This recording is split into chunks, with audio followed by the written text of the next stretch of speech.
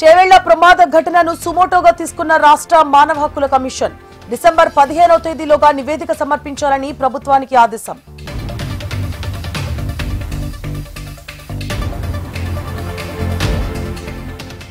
సుక్మా అడవుల్లో మావోయిస్టుల ordnance factory స్వాధీనం. 17 రైఫిల్స్, రాకెట్ లాంచర్స్, ఆయుధాల తయారీ సామాగ్రి సీజ్. ఫీజు రియంబర్స్మెంట్ విధానంపై అధ్యయనానికి కమిటీ. సభ్యులుగా కోదండరాం, కంచా ఐలయ్యను నియమించిన రాష్ట్ర ప్రభుత్వం.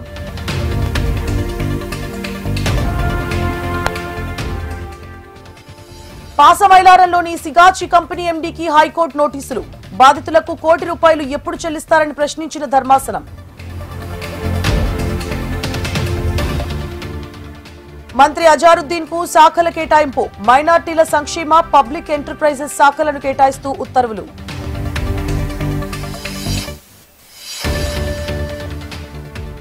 లండన్లో సీఎం చంద్రబాబుతో భారత హైకమిషన్ భేటీ. వివిధ చర్చల్లో ఏపీతో 4 అంశాల్లో భాగస్వామ్యంపై చర్చ.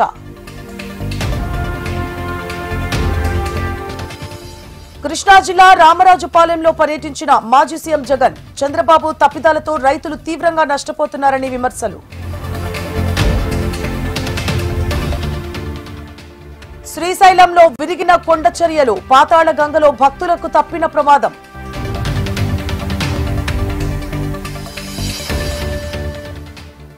అణ్వాయుధాలపై చేసిన వ్యాఖ్యలను సమర్థించుకున్న ట్రంప్. అమెరికా దగ్గర పుష్కలమైన అణ్వాయుధాలు ఉన్నాయని వెల్లడి.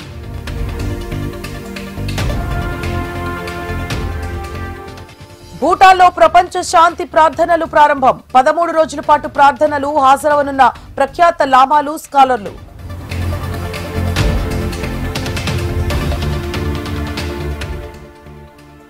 ఓటర్ల జాబితా సవరణకు వ్యతిరేకంగా పశ్చిమ బెంగాల్లో నిరసనలు. తృణమూల్ కాంగ్రెస్ నేతృత్వంలో 4 కిలోమీటర్ల భారీ ర్యాలీ.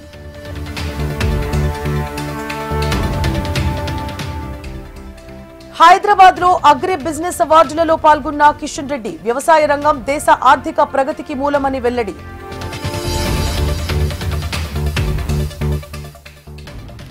మంచిర్యాలలో ప్రైవేట్ విద్యా సంస్థల ఆందోళన. ఫీజు రియంబర్స్మెంట్ చెల్లించాలని నిరసన.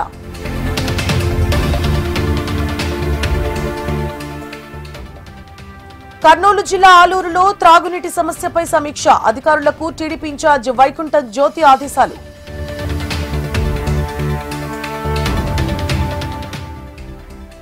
కరీంనగర్ జిల్లాలో పలు మండలాల్లో భారీ వర్షం. తడిసిన ధాన్యం ప్రభుత్వం ఆదుకోవాలని డిమాండ్.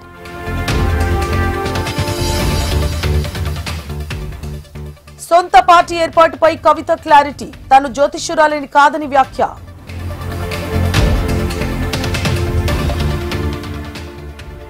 ప్రపంచంలో నెక్స్ట్ సూపర్ పవర్ గా భారత్ అవతరిస్తుంది. ఇండియాపై ప్రశంసలు కురిపించిన ఫిన్లాండ్ అధ్యక్షుడు అలెగ్జాండర్ స్టబ్.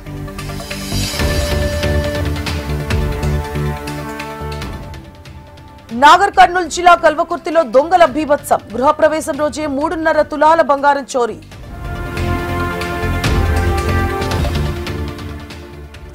కడప కలెక్టర్ కి వినతి పత్రం అందించిన అవినాష్. 2 వారాల్లో రైతాంగాన్ని ఆదుకోవాలని కోరిన ఎంపీ.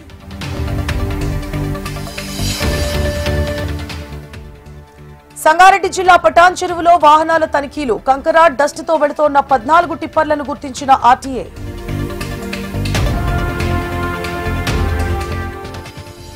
భద్రాద్రి కొత్తగూడెంలో జోరుగా కురుస్తోన్న వర్షం. రోడ్లన్నీ జలమయం, వాహనదారుల ఇబ్బందులు.